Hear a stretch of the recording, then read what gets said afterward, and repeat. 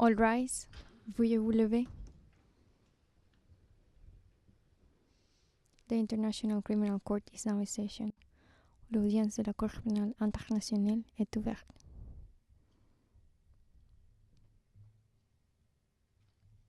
Please be seated. Veuillez vous asseoir.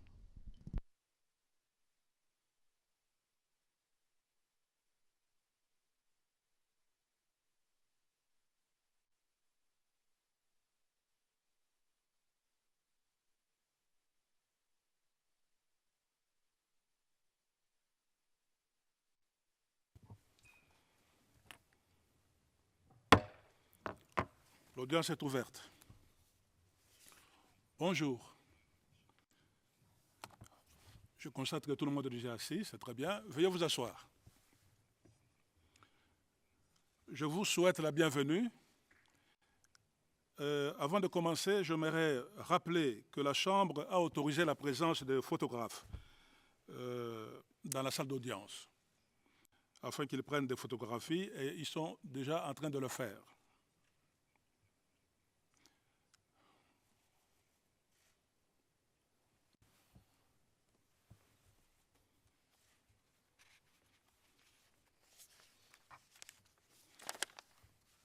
Merci beaucoup. Vous pouvez quitter la salle d'audience.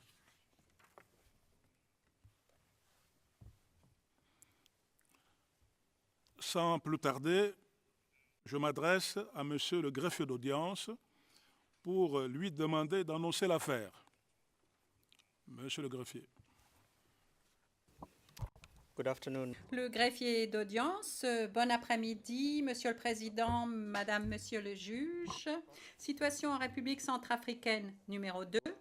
Le procureur contre Patrice Édouard Naïgui Sona. Référence de l'affaire ICC 01 14 02 18. Nous sommes en audience publique. Merci beaucoup. Je vais maintenant demander aux parties de se présenter en commençant par le bureau du procureur.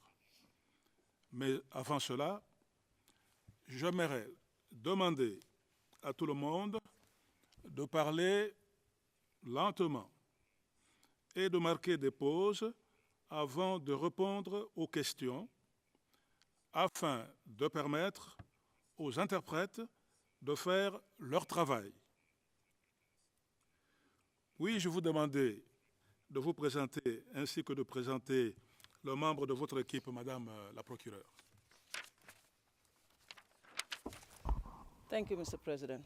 La procureure, merci Monsieur le Président. Monsieur le Président, Madame, Monsieur le juge, le bureau du procureur est représenté aujourd'hui par Monsieur James Stewart, procureur adjoint, Monsieur Kweku van der Poel, premier substitut du procureur, Madame Olivia Struyven, substitut du procureur, Monsieur Eric Iverson, substitut du procureur, Monsieur Georges Mugwanya, conseil en appel, Madame Chantal Daniels, conseiller en coopération internationale, et Monsieur Yassim Motsfa, gestionnaire du dossier, et moi-même, Fatou Bensouda, procureur. Merci beaucoup, Madame la procureure. Conseil. Je vais maintenant m'adresser au Conseil de la défense de M. Gaïsona de bien vouloir se présenter. Je vous prierai de laisser le soin à votre client de se présenter lui-même un peu plus tard. Vous avez la parole pour vous présenter, maître. Merci, Monsieur le Président, Madame, Monsieur les conseillers. Éric Plouvier, avocat au barreau de Paris et conseil de la défense. À la demande de mon client et à ma demande, conformément à la norme 77.4b du règlement de la Cour, le bureau du Conseil public pour la défense nous assiste en la présence de Maître Keïta, qui est conseil principal, de Maître Hertz, conseil adjoint, et de Madame Rezidovic, qui est case manager. Voilà, Monsieur le Président, la présentation que je voulais faire de la défense. Merci beaucoup, Maître Éric Plouvier. Maintenant, puis-je demander au greffe de présenter le membre de votre équipe. Je vous remercie, Monsieur le Président, Madame, Monsieur les juges.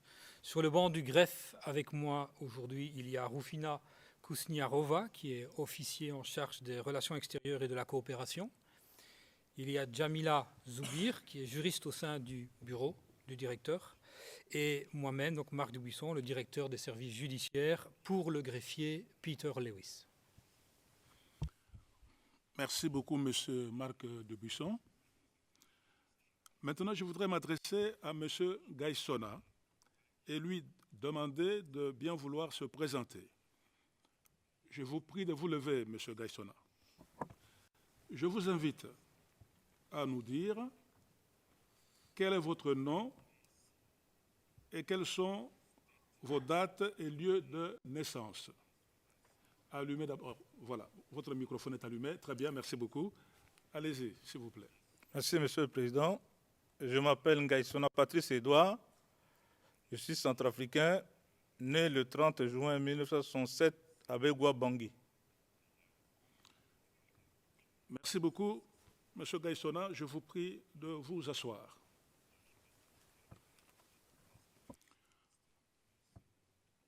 Enfin, j'aimerais me présenter moi-même ainsi que mes collègues.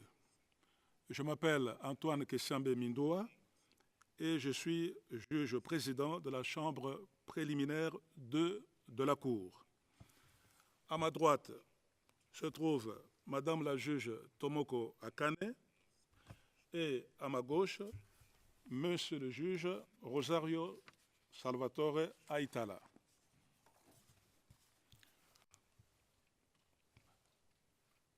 Je crois qu'il est utile de clarifier la nature et la portée de cette audience.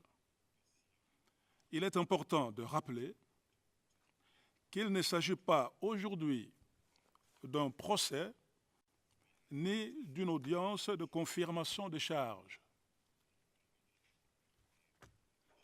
Aucun élément de preuve ne sera recueilli ni présenté. Il n'y aura pas non plus de questions touchant à la culpabilité ou à l'innocence de M. Gaïsona. Donc, la portée de cette comparution initiale est limitée à 3 questions, conformément à l'article 60, paragraphe 1er du statut de Rome,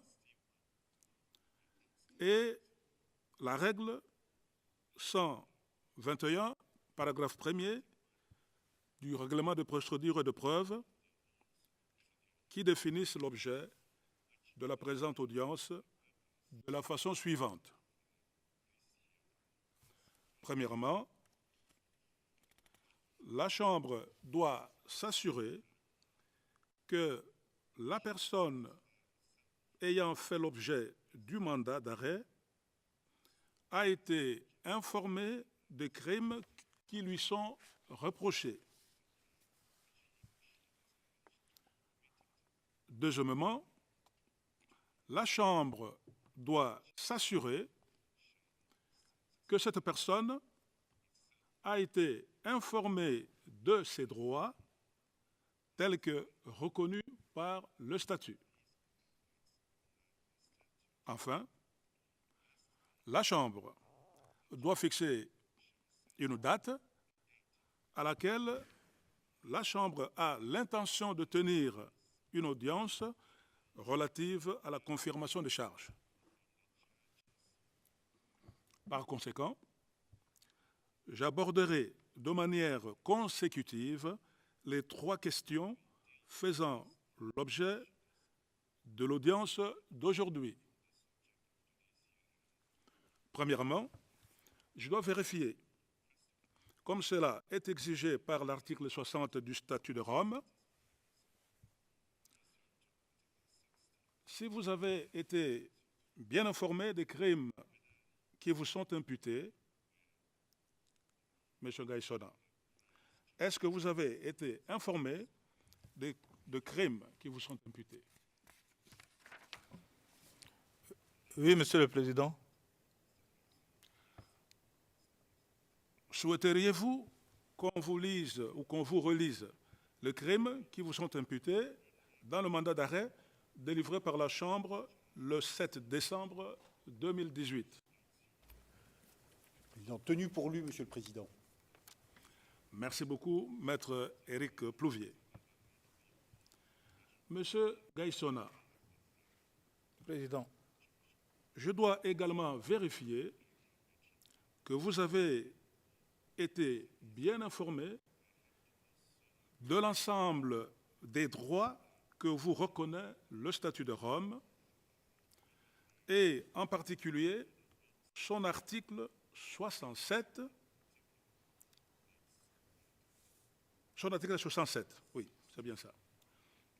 Est-ce que vous avez été informé de ces droits, M. Gaïssona? oui, Monsieur le Président, j'ai été informé. Très bien. Je vous remercie, M. Gaïssona. Il convient, dans tous les cas, de récapituler certains de ces droits qui sont d'une importance particulière à ce stade de la procédure. Vous avez, entre autres, les droits suivants.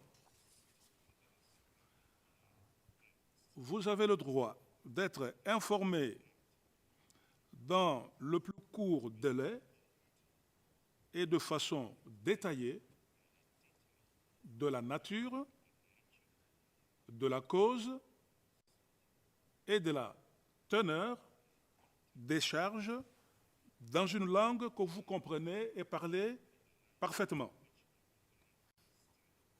Monsieur Gaïssona, puis-je vous demander de confirmer quelle est ou quelles sont les langues que vous comprenez et parlez parfaitement? Est-ce que vous comprenez et parlez le français? Oui, mais cela n'empêche que pour aussi meilleure audition, je interprète en sango aussi à côté. Merci beaucoup, Monsieur Gaïssona. Vous pouvez également disposer de l'assistance gratuite d'un interprète compétent et bénéficier des traductions nécessaires pour satisfaire aux exigences de l'équité. Donc l'interprète en sango, vous avez la possibilité évidemment de l'avoir gratuitement.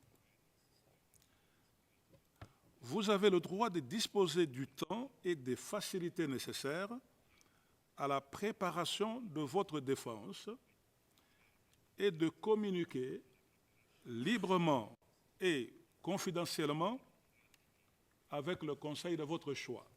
Et je constate que Maître Éric Plouvier est là pour vous assister. Vous avez le droit de garder silence et vous ne pouvez pas être forcé de témoigner contre vous-même ou de vous avouer coupable. Vous pouvez également faire des déclarations dans le cadre de votre défense sans prêter serment.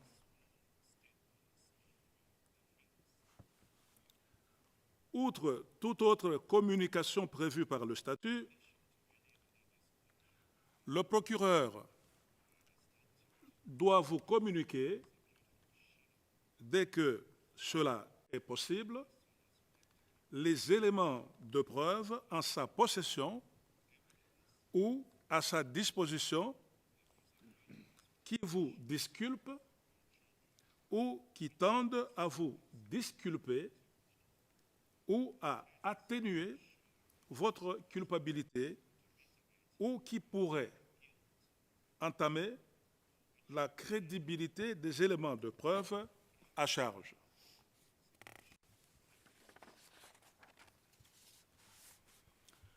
En ce qui concerne l'audience des confirmations des charges, vous pouvez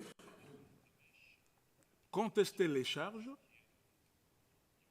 contester les éléments de preuve produits par le procureur et présenter des éléments de preuve.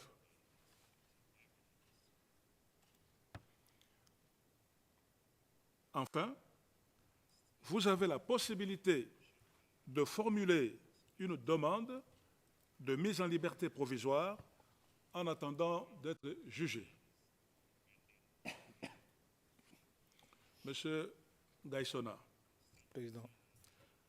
je m'adresse à vous une nouvelle fois.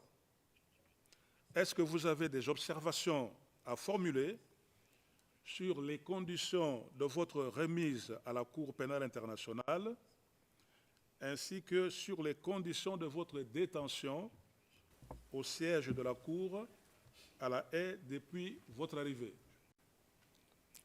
Merci, Monsieur le Président. J'aimerais laisser mon avocat vous donner précisions par rapport au déroulement de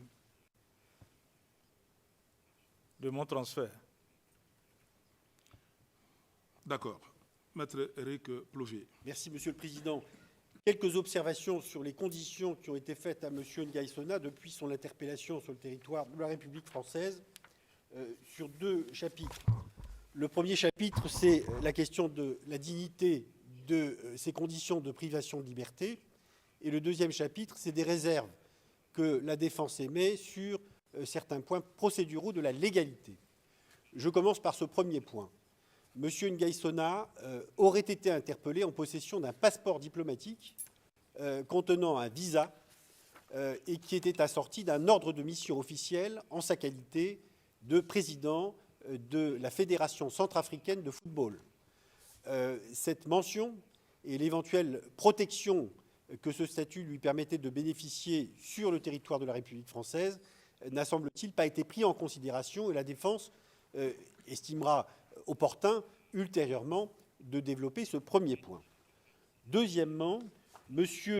Ngaïssona a été entendu par les services de la section de recherche de la gendarmerie de Paris cette semaine à l'occasion d'un placement en garde à vue et à l'occasion de ces auditions. Il aurait été entendu, hors la présence de son conseil, par des tentatives d'interrogatoire et d'audition qui ont été faites par le gendarme qui était en charge de cette garde à vue, qui n'ont pas abouti puisque M. Ngaïssona a souhaité, comme c'est son droit, garder le silence à l'occasion de cette garde à vue. Mais néanmoins, cette tentative a été faite au moment de cette garde à vue, ce qui me paraît tout à fait regrettable eu égard au terme du statut.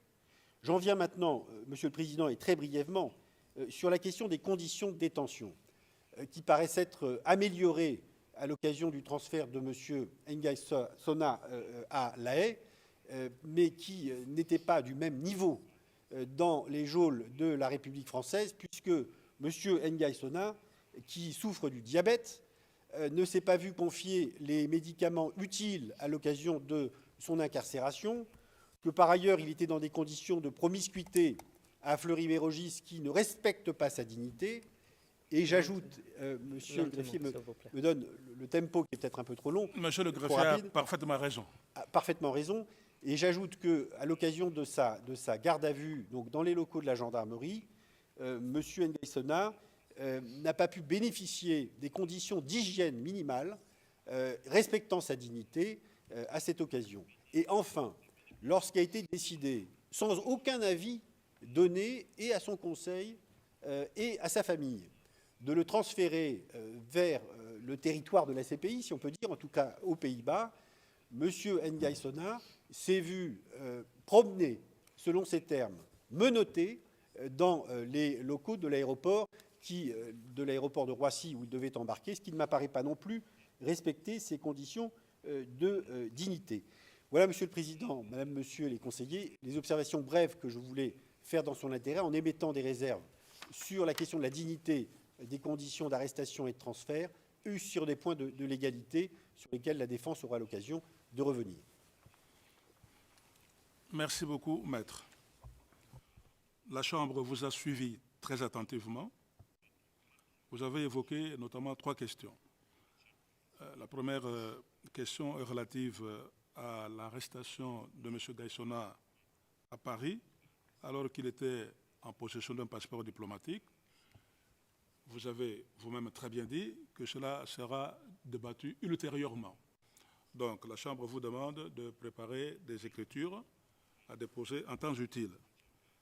Pour la deuxième question, s'agissant de son interrogatoire présumé à Paris par la section de recherche, hors la présence de son avocat, évidemment, ça ce n'est pas de notre compétence, ça c'est à Paris, mais vous pouvez préparer aussi vos écritures à ce sujet. Enfin,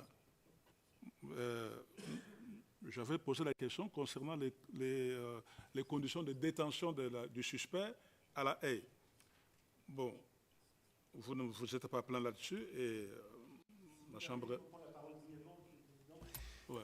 Monsieur Ngaïsona vient d'arriver en détention. Oui. Ces conditions, comme je l'ai dit et comme je le rappelle, se sont, selon ce qu'il dit, nettement améliorées, notamment par rapport à la maladie dont il souffre. Mais néanmoins, il demeure dans un statut séparé des liens familiaux qu'il avait auparavant. Et la défense souhaite à cet égard que tout soit entrepris pour que dans les meilleurs délais, il puisse communiquer avec ses proches, et notamment son épouse.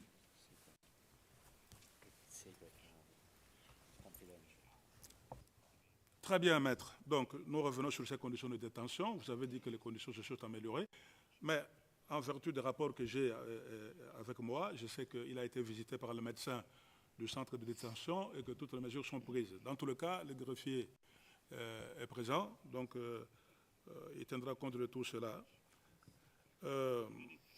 Je préfère porter un correctif sur ce que vous avez dit. Maître, ça c'est une salle d'audience, nous sommes dans une cour de justice. Vous avez parlé des geôles de la République française. Évidemment, nous nous occupons de notre cour et pas des tribunaux français, mais je souhaiterais quand même un langage un peu plus poli par rapport aux institutions françaises. Il ne s'agit pas des geôles.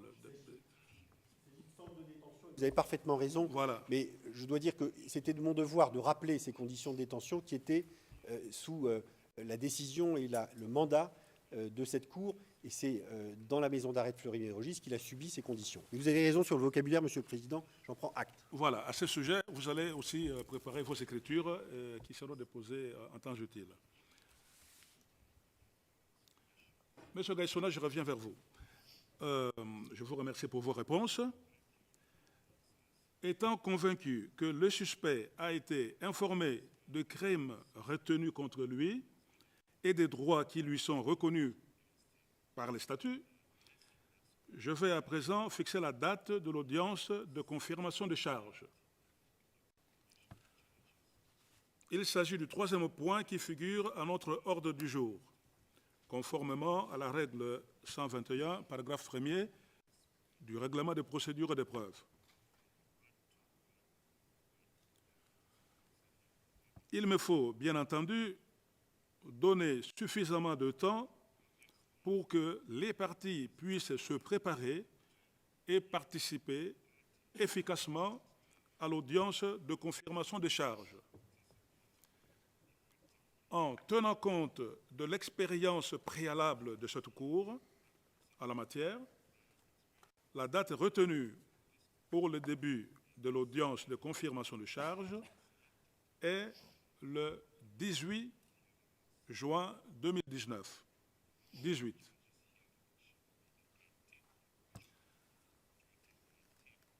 Cette date peut être reportée par la Chambre en fonction de l'évolution de la procédure, soit d'office, proprio motu, soit à la demande du procureur ou de la défense. La Chambre statuera sur toute demande écrite et motivée présentée à cette fin. J'ajoute que la règle 121, paragraphe 2 du règlement de procédure et de preuve prévoit que la Chambre tient des conférences de mise en état afin que la communication des éléments de preuve se déroule dans de bonnes conditions. Est-ce que les parties ont quelque chose à ajouter? Je m'adresse d'abord au procureur. Madame la procureure, est-ce que vous avez quelque chose à ajouter? No, Mr. President. Le procureur. Je n'ai rien à ajouter, Monsieur le Président. Merci beaucoup, Madame la procureure. Ensuite, je m'adresse à la défense. Maître Éric Plouvier. Pas d'observation, Monsieur le Président. Je vous remercie énormément. Nous sommes arrivés au terme de l'audience de première comparution dans l'affaire le procureur contre Patrice Édouard Gaïssona. Et je saisis cette occasion pour remercier tous les participants à cette audience, les interprètes, les sténotypistes, les officiers de sécurité, et je remercie l'assistance également.